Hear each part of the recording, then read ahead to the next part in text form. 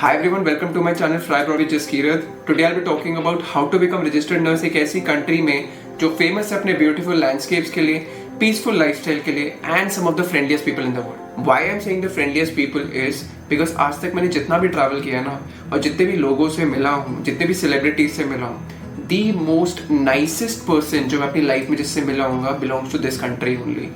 I am talking about a person जो former cricketer रह चुके हैं ऑफ दिस कंट्री.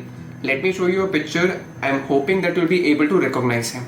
Guys, इनका नाम है Stephen Fleming. He is a former captain of the New Zealand cricket team. मैं इनसे लंदन में मिला था और he is the most nicest person. So आज हम जिस वीडियो के बारे में बात करने वाले हैं that is how to become registered nurse in New Zealand. अगर आप एक internationally qualified nurse हो and you're curious about how to start a career in this country, then this video will be a complete guide for you.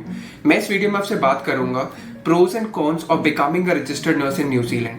See, मेरा point सिर्फ आपको advantages या disadvantages बताना नहीं है, मैं आपको फैक्ट्स के साथ बताऊंगा. फैक्ट्स का मतलब है maybe some news article, maybe some government data, so that you are able to जज कि क्या रजिस्टर्ड नर्स न्यूजीलैंड में बनने में आपका कोई फायदा है या नहीं है, and the decision becomes easy for you. मैं इस वीडियो में आपसे बात करूंगा about the eligibility requirement, how to get your qualification recognised, job portal जहां पे आप जाके अप्लाई कर सकते हो, वीजा कैसे अप्लाई करना है और किस स्टेप पे कितनी कॉस्ट होने वाली है, और इसके अलावा सबसे ज्यादा इंपॉर्टेंट पिछले एक साल में हेल्थ सेक्टर में वहां पे कुछ चीजें इफेक्ट कर रही हैं. सो आई थिंक आपको उसके बारे में पता होना चाहिए before you plan to become a registered nurse in New Zealand. So let's start with the advantages of working as a nurse in New Zealand. सबसे पहला advantage is good salary. I am not saying high salary, I am saying good salary. अच्छी salary मिलती है as a fresher. आपको वहां पे आपको जो सैलरी वहां पे ऑफर होती है दैट इज $76,000 अ ईयर. जो आप स्क्रीन पे देख सकते हो that is a government data जो मुझे उनकी वेबसाइट से मिला है कि एक फ्रेशर को इतनी सैलरी ऑफर होती है. सो दूसरा advantage is high demand. I found this article of Financial Express जहाँ पे मेंशन था कि 15,000 nurses are required by New Zealand by 2035. They are saying that it is a very good opportunity for the overseas nurses to migrate to New Zealand right now. So third point is work-life balance. People say that it is one of the advantages of working as a nurse in New Zealand. But to tell you very frankly, मुझे कोई fact नहीं मिला इसको support करने के लिए, कोई news article या anything which is like an interview from a nurse जो उसको सपोर्ट करे कि वहाँ पे वर्क लाइफ बैलेंस है. बट मुझे एक आर्टिकल मिला जिसमें नर्सेस के कुछ इंटरव्यू लिए थे जो वहाँ पे काम कर चुकी हैं. वो क्या बोलती हैं, let me just tell you once. It is that एक नर्स ने उस आर्टिकल में बोला है we do not have enough nurses working in the hospital to provide good care for our patients. This is one of the interview जो अपनी screen पे देख भी सकते हो. एक और नर्स कह रही थी that most of our nursing colleagues are shifting to Australia. Why? Because they get better support there. So these are the articles जो मुझे मिले जब मैं वर्क लाइफ बैलेंस के लिए नर्सेज के लिए वहां पे ढूंढ रहा था. जब मैं इसको पढ़ रहा हूँ I am not very sure कि work life balance is an advantage. Why? Because it can be counted as an disadvantage. So next point is pathway to PR. PR आपको मिलने का बहुत अच्छा ऑप्शन है if you plan to become registered nurse in New Zealand. See there are two options available यहाँ पे अगर आप वहाँ पे नर्स बनने का प्लान कर रहे हो. एक ऑप्शन है पीआर का जहाँ पे you get in few months अगर आपको जॉब ऑफर मिला है from an accredited employer. Number 2 is somewhere around 2.5 years आपको पीआर मिलने में लगता है after you start your job वहाँ. And the next and the last advantage is that it is a multi cultural society. Why I am saying multi cultural is because मेरे को काफी सारे न्यूज आर्टिकल मिले जहाँ पे ये सपोर्ट हो रहा है कि different countries, India, Philippines, UK, यहाँ इन कंट्रीज से जाके न्यूजीलैंड में नर्सेज काम कर रही हैं. So let's start with the disadvantages or cons of becoming a registered nurse in New Zealand. Number 1 is the staff shortage. मेरे को आर्टिकल्स मिले जिसमें बड़ा क्लियरली बोला जा रहा है कि वहाँ पे स्टाफ शॉर्टेज चल रही है. नर्सिंग काउंसिल ने उनकी बोला है कि the shortage of nurses in New Zealand is very alarming. कुछ ऐसे आर्टिकल्स भी मिले मुझे जहाँ पे क्लियरली मेंशन था कि जो चिल्ड्रन वार्ड्स है वहाँ पे भी एटलीस्ट 20% स्टाफ शॉर्टेज चल रही है. So second point is no guarantee of job even after the registration. See this is a very big point. आप पूरे रजिस्ट्रेशन का प्रोसेस कंप्लीट कर लेते हो उसके बाद भी आपको जॉब की कोई गारंटी नहीं है. So then what is the point of getting registered वहाँ पे? Why I'm saying this is because I found this article where it said that 100 of internationally qualified nurses from India, they were even after registration were unable to find jobs. बहुत सारी internationally qualified nurses जिनका registration complete हो चुका था या फिर जिनका cap complete हो चुका था। कैप क्या एक प्रोसेस का पार्ट था, अब चेंज हो चुका है, वो हम आगे डिस्कस करेंगे। They were unable to find jobs for 2 reasons. Number 1, उनके पास न्यूजीलैंड का एक्सपीरियंस नहीं था। नंबर 2, न्यूजीलैंड के हॉस्पिटल्स के पास सीनियर स्टाफ नहीं था उनको ट्रेन करने के लिए। That is why they were not able to find jobs. So third point is workplace violence and safety concerns. It's a very big point. मैंने एक रिपोर्ट देखी थी जिसमें मुझे पता चला in 2024, that was a report for 2024, where it said that survey हुआ था जिसमें 76% of the mental health nurses they have been threatened at work, 40% has been assaulted. Also emergency department के अंदर there were so many reports of high aggression from the patient. Number 4 is strikes in New Zealand over pay dispute. I found this article on November 24 where it said that वहाँ की nursing union ने strike plan करी over the pay dispute. अब strike होने के बाद दिसंबर 24 का एक और आर्टिकल मिलता है कि मोर देन 30,000 नर्सेज और दी हेल्थ केयर असिस्टेंट्स उन्होंने फिर से स्ट्राइक करी। वाई? बिकॉज जो गवर्नमेंट उनको ऑफर कर रही थी they were offering only 1.5% increase over the next 2 years। इसके लिए उन्होंने दिसंबर में फिर से स्ट्राइक करी थी। गाइस प्लीज अंडरस्टैंड, मेरा रीजन आपको ये एडवांटेजेस और डिसएडवांटेजेस बताने का रीजन ये नहीं है कि आपको डराना, but I want to tell you the real facts. मेरे चैनल पे हमेशा मैं हर वीडियो में कोशिश करूंगा कि आपके सामने रियल पिक्चर ला सकूं, सो दैट अगर आप किसी भी कंट्री में जाने का प्लान कर रहे हो, जाने से पहले हर एक की ड्रीम डेस्टिनेशन होती है, चाहे वहां जो भी प्रॉब्लम चल रही है। अब न्यूजीलैंड में भी प्रॉब्लम है, ठीक है, उसको सॉर्ट आउट उसकी गवर्नमेंट करने को रेडी है, बट पॉइंट इज मैं न्यूजीलैंड के लिए फॉर में नहीं हूँ, अगेंस्ट में नहीं हूँ। मैं सिर्फ सिंपल ये करना चाहता हूँ कि अगर मैं आपको अपने चैनल पे कोई कंटेंट दे रहा हूँ, it has to be very sure कि वो हर चीज को कवर करके चले। So rather than telling you कि यार ये एडवांटेजेस है, वहां चले जाओ, देखो हाई सैलरी मिल रही है, डिसएडवांटेजेस ये हैं, ठीक है, कि भाई वहां पे लैंग्वेज का बैरियर है, ये तो सबको पता है, ठीक है, कि लैंग्वेज का बैरियर है और कॉस्ट इफेक्टिव हो सकता है, ये बहुत ज्यादा कॉस्टली है। ये सब चीजें बताने से बेटर है कि मैं आपको वो चीजें बताऊं जो शायद आपको नहीं पता, तो आपको हेल्पफुल होगा। इसीलिए मैंने आपको इस वीडियो के अंदर या आने वाली वीडियो में मैं आपको रियल फैक्ट्स के साथ बताऊंगा, so that you take a decision whether you want to become a registered nurse in that particular country और not. So next I want to discuss with you is the eligibility criteria. कौन eligible है वहां पे काम करने के लिए, आपकी क्वालिफिकेशन, कितनी रिक्वायरमेंट पड़ने वाली है। Number 1, what you need is a bachelor of nursing degree or a master's degree for getting your qualification recognized. Now the question is, what about GNM degree? क्या GNM degree valid है? The answer is no. GNM degree holders are not directly valid to be registered as a nurse in New Zealand. आपके पास क्या options है? I've discussed the same at the end of the video. Number 2 is you must have practiced nursing for at least 1800. Number 3 is the language requirement. क्या क्या option आपके पास available है? Number 1 is IELTS and OET. OET में आपको क्या score की जरूरत पड़ने वाली है? Number 1 is you must achieve a minimum score of 350 in reading, listening and speaking and 300 in writing. For IELTS, you need a score of 7 in reading, listening and speaking and minimum score of 6.5 in writing. And last requirement is that आपकी जो registration होनी चाहिए आपकी home country में, वो पिछले 10 साल के अंदर अंदर होनी चाहिए रजिस्ट्रेशन, तभी आप यहाँ पे वैलिड हो, एलिजिबल हो for applying as a registered nurse in New Zealand. So next step is कि आपको अपनी क्वालिफिकेशन को रिकॉग्नाइज करवाना है। इसके लिए आपको अप्लाई करना पड़ेगा नर्सिंग काउंसिल ऑफ न्यूजीलैंड को, बट उससे पहले मैं आपको एक लिंक में मेंशन कर दूंगा कि आपको प्रोसेस में क्या करना होगा। सबसे पहले तो आपको एक अकाउंट क्रिएट करना पड़ेगा, विच इज CGFNS अकाउंट बनाना पड़ेगा। उसमें आपको कुछ डॉक्यूमेंट्स को सबमिट करना है सो दैट उसकी वेरिफिकेशन हो सके।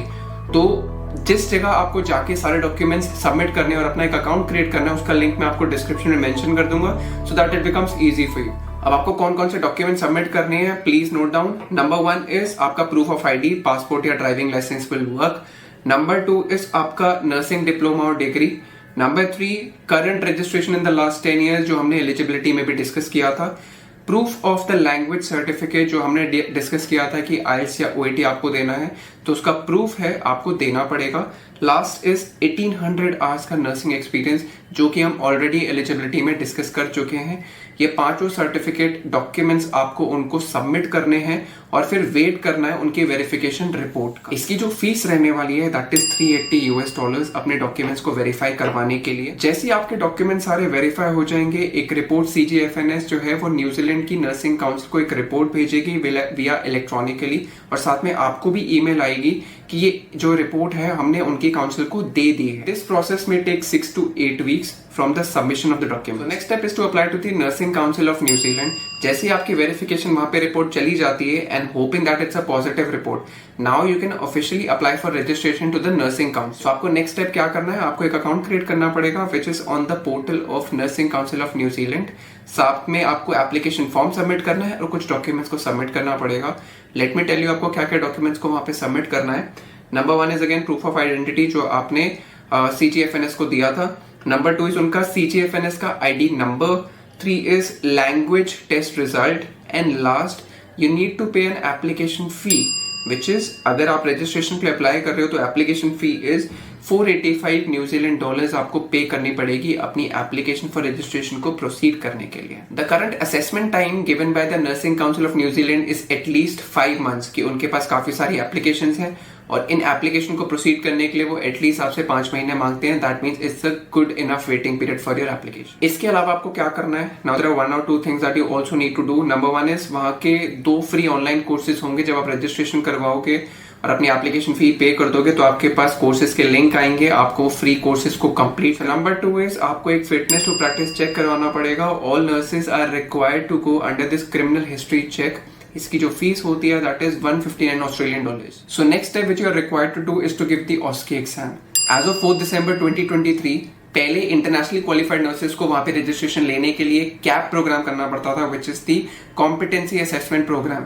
बट इस डेट के बाद से सब कुछ चेंज हो गया है और आपको 2 चीजें करनी पड़ती है. 1 is you need to give a theoretical exam, also required to go to New Zealand and give OSCE. जब नर्सिंग काउंसिल ऑफ न्यूजीलैंड आपकी एप्लीकेशन को रिव्यू कर लेगी और एक पॉजिटिव थम्स अप दे देगी, उसके बाद आपको क्या करना है, आपको एक थ्योरेटिकल एग्जाम देना है जिसकी फीस है $140 New Zealand dollars.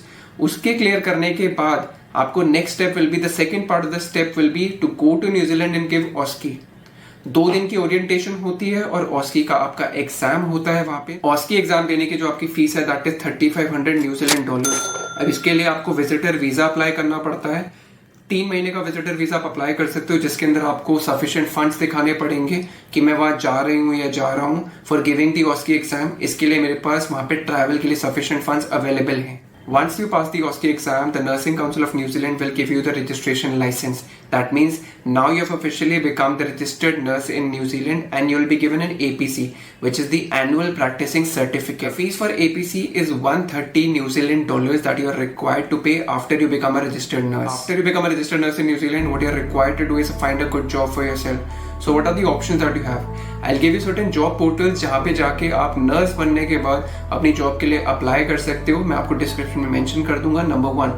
नंबर 2, मैं हर वीडियो में आपको रेकमेंड करता हूँ कि अगर आप किसी भी कंट्री में जाने का प्लान कर रहे हो तो सबसे सिंपल स्टेप करो विच इज लिंक्डइन पे एक प्रोफाइल बनाओ, अपनी सारी डिटेल्स मेंशन करो और जितने भी आपको एम्प्लॉयज नजर आ रहे हैं वहां पे उनकी प्रोफाइल को सर्च करो, उनके नाम ढूंढो और उनको डायरेक्टली मैसेज करो so that they might help you to find a job in New Zealand. Number 3, find out top 10-20 hospitals private public both on the Google और उनको सर्च करके उनकी वेबसाइट पे जाके करियर सेक्शन के अंदर डायरेक्टली अप्लाई करो.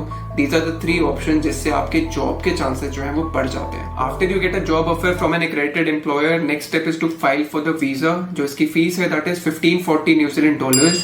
न्यूजीलैंड में पहुंचने के बाद 2 साल के बाद आप रेजिडेंसी के लिए अप्लाई कर सकते. मैंने आपको बोला था कि वीडियो के लास्ट में मैं आपको बताऊंगा कि GNM डिग्री होल्डर्स के पास क्या ऑप्शन है. So you have 2 options. Number 1 is that you can upgrade your degree to BSc nursing. आप BSc नर्सिंग डिग्री के लिए अपग्रेड कर सकते हो या तो अपनी होम कंट्री में या फिर न्यूजीलैंड में जाके. प्लीज ध्यान रखना अगर आप न्यूजीलैंड में जाने का प्लान करते हो थोड़ा सा कॉस्टली हो सकता है तो उसको ध्यान में रख के वहां के लिए apply. Number 2 option is GNM degree holders जो है वो एनरोल नर्स की तरह जा सकते हैं. एनरोल नर्स का ऑप्शन जो है उनकी वेबसाइट पे है, मैं लिंक आपको डिस्क्रिप्शन में मेंशन कर दूंगा अगर GNM वाले वहां जाने का प्लान करते हैं. Okay, so let's summarise the whole video. Number 1 thing is that New Zealand आपको बहुत अच्छी सैलरी ऑफर करता है. सैलरी के साथ साथ एक चीज ये भी है कि वहां पे नर्सिंग की डिमांड है which is 15,000 nurses are required by 2035. That is the foreign nurses they are talking about. अब ये चीज ध्यान रखने के लिए भी है कि मैंने आपको कॉन्स में बताया था कि वहां पे पे डिस्प्यूट चल रहा है नर्सेज को लेके विच वर लास्ट ईयर और उसके लिए स्ट्राइक भी हुई थी. ऑल्सो काफी सारे न्यूज आर्टिकल्स है जो वहां पे कहते हैं कि वहां पे अंडर स्टाफिंग का इशू बहुत टाइम से चल रहा है.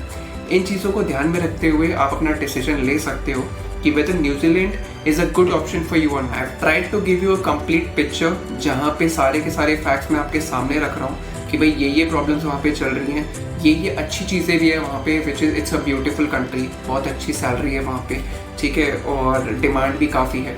तो इन चीज़ों को कंसिडर करते हुए you have to take a decision whether going to New Zealand is a good option for you or not, or maybe you want to consider some other country. Okay guys, thank you so much for watching the video. अगर आपको video helpful लगी, please hit the like button, subscribe to the channel.